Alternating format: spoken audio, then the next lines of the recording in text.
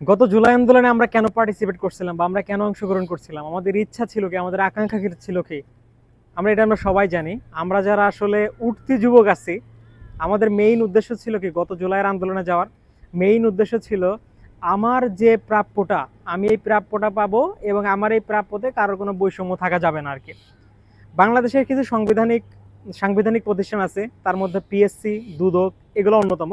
এখন আমি তো দুদকে যাব না, আমার কাজ হচ্ছে আমি যদি ফিউচারে মানে বাংলাদেশের সরকারি জবগুলোতে ঢুকতে চাই, তাহলে আমাদের কোনটা নিয়ে চিন্তা করতে হবে, আমার আমার পিএসসি নিয়ে চিন্তা করতে হবে। সো আমি সেইভাবেই চিন্তা করি আর কি।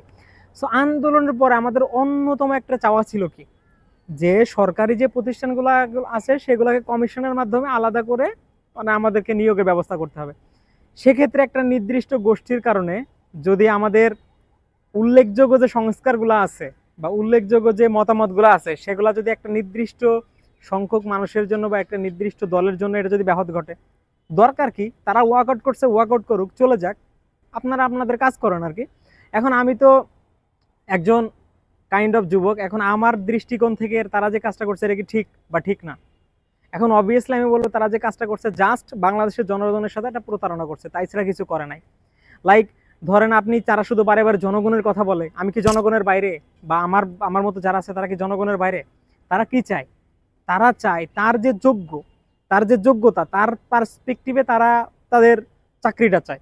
এখন আপনি সেইখানেও হস্তক্ষেপ করতে চাচ্ছেন, দলীয় লোক নিয়োগ দেওয়ার জন্য আপনি একটা ঐক্যমত কমিশন থেকে একটা কথা বললে সেটা থেকে আপনি ওয়াকআউট করে চলে যাচ্ছেন। এটা তো বাংলাদেশের মানুষের সাথে গাদ্দারি হচ্ছে। এখন বাংলাদেশের মানুষের সাথে গাদ্দারি করলে তার পরিণতি কি হয়, তা আপনার তো আওয়ামী লীগ দেখে বুঝছেনই।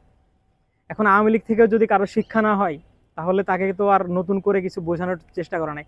আরেকটা কথা হচ্ছে, যে লোকটা 15 বছর মানে 2015 সাল থেকে দেশের বাইরে, সেই লোকটা দেশ সম্পর্কে কি জানবে? শুধু কি খবরের কাগজ আর নিউজ পড়েই কি দেশ সম্পর্কে জানা যায়?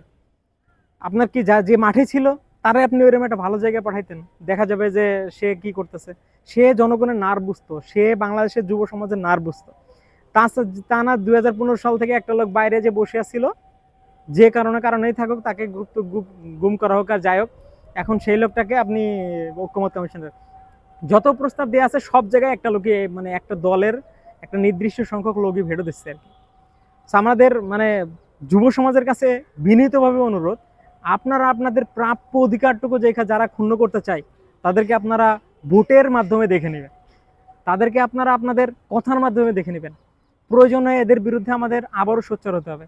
পিএসসিকে অবশ্যই একটা স্বতন্ত্র প্রতিষ্ঠান হিসেবে আমরা দেখতে চাই, এবং নিয়োগের ক্ষেত্রে শতভাগ স্বচ্ছতা আমরা দেখতে চাই।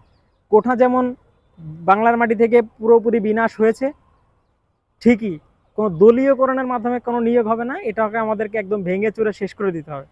নাহলে আমরা যারা মধ্যবিত্ত, নিম্ন মধ্যবিত্ত থেকে আছে, আমাদের কি হবে আর কি? আমরা তো সবসময় একটা জিনিসের দিকেই তাকাই থাকি, তাই না? পড়ালেখা করব, নিজেরটা খাবো, চাকরি বাকরি খাওয়ার ক্ষেত্রে কোনো বৈষম্য হবে না, যার যে প্রাপ্য, যে যোগ্য, সে এখানে যাবে আর কি। তো সবার প্রতি বিনীত অনুরোধ, আপনারা সবাই এই জিনিসটা দেখবেন, আর যে ওয়ার্কআউট করবে করুক, কার কথায় কান দেওয়া দরকার নয়। ঐক্যমত কমিশনের প্রতি বিশেষ অনুরোধ, আপনারা আপনাদের কাজ চালায় যান। সবাইকে অসংখ্য ধন্যবাদ। আল্লাহ হাফেজ।